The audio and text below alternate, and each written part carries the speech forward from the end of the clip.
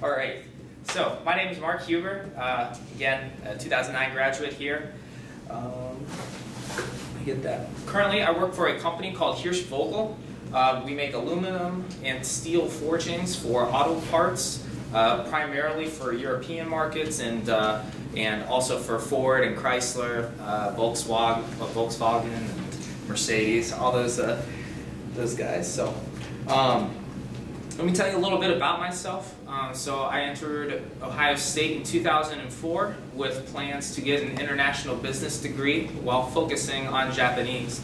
I had learned a lot of Japanese in the year and a half prior because, I'm not ashamed to admit it, I got into Japanese by dating a lovely Japanese woman.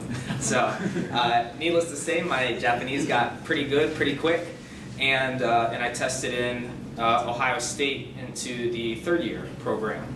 So I really enjoyed learning Japanese. I thought it was kind of a really good ticket in because I got so many credit hours for that, and said, okay, well, if I'm already going to have it, if I have the option of being able to get 2 degrees, then I might as well forgo international business and kind of create my own international business degree, which is where I decided on doing logistics, which is a lot of process management and the flow of goods movements, such as like shipping between companies. And so I supplemented that with a Japanese degree as well. So there you go. It kind of helped me create my own international business degree. Really helped me out a lot. As I was saying, in my first year in 2004, I was looking for a lot of ways to get involved at Ohio State and really utilize the Japanese that I had outside of the classroom and help booster my vocabulary. So through a friend, I was introduced to the Japanese student organization, which was primarily Japanese at that time. So that president had really had a great focus and a great outlook to kind of have it be more included with the other students, to put more, I guess, people in there. And so he said, well, I got an idea. Let's form a festival called the Japan Spring Festival, and where we can basically just host, hundreds of people to show them what Japanese culture is all about. So I joined the Japanese student organization, and they recruited me as a treasurer, and we helped found the first Japanese Spring Festival. And I believe that's still going on today. Is that Sunday? Or is it was the first part of March. Okay, so it's cool to see that it's still going on. So. From there, I learned a lot in the classroom and kept developing in my roles with the Japanese student organization, going from a treasurer to the vice president to the president, and growing along the way.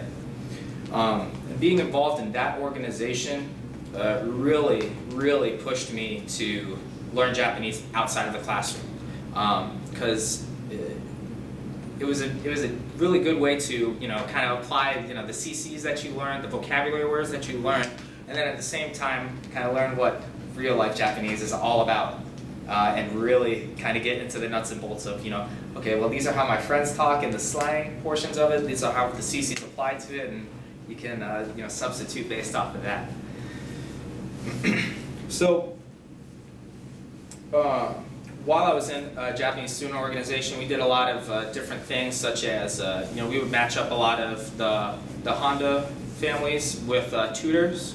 I did teaching English for multiple years when I was here, which also helped booster Japanese the One of the cool things that I really liked is I had a family that I would teach for 2 hours on like Tuesdays, and their Japanese wasn't that great for the son in high school, so it was kind of like de facto Japanese lessons for me, because he would always have questions about history, like American history, and we would have to teach it in in Japanese and English, just so he got the point across. So it's a really good outlet if you're looking to boost your Japanese outside.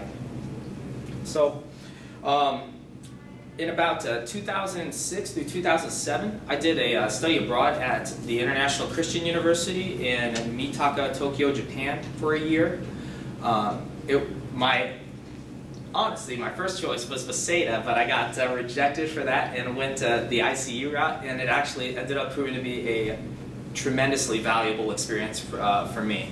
So I was really happy that I got into that program because the way that the campus was set up was that you had a lot of native Japanese people who were very interested in international cultures but didn't know a lot of English. So you got to speak a lot of Japanese if you really sought it out. So it really helped. One of the ways that I wanted to take advantage in that study abroad, and what I recommend to you, is really seek out Japanese speakers and try and for the majority of it have Japanese and non-native English speaking friends. It really pushes you to break out of your comfort zone. Really teaches you to force yourself to make mistakes, because not all mistakes in language are bad. You'll never forget it if you make a mistake, right? So. Yes, you did that. The other thing that I did there was, that's a real big challenge to myself. I was in more of the advanced Japanese language courses there, so I was given the opportunity to actually take a course in Japanese. So I decided to take one course in full-blown Japanese, a quarter, just to see how I would do. And I didn't care if I passed or failed. I was like, well, if I'm gonna do this, I'm gonna go full head on. And so I took two courses. One was a music history course, and the other was called Bunka Tokigo, which is like culture and semantics, which is super different because I was the token white person in the class and of 100 people. So every time the teacher she would show these like movies, for example. When we would watch a movie as a Japanese family sitting at a dinner table, waxing about some kind of Buddhist tradition, and she'll show the video, and then she'll ask all the Japanese people, "Domo imasu ka?" What do you think of this? What's your perspective? And then she would look directly at me and say, "Hyuga-san, what do you think?" And so in front of the whole 99 people, I had to bust out fluent Japanese. So I really challenge you guys to do something.